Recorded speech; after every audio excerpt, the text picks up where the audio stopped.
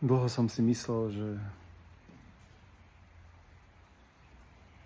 sa musím snažiť, aby som nešiel do pekla.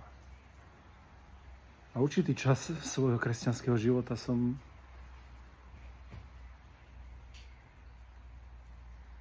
ani nemal takú 100% istotu, že ak by sa môj život skončil dnes,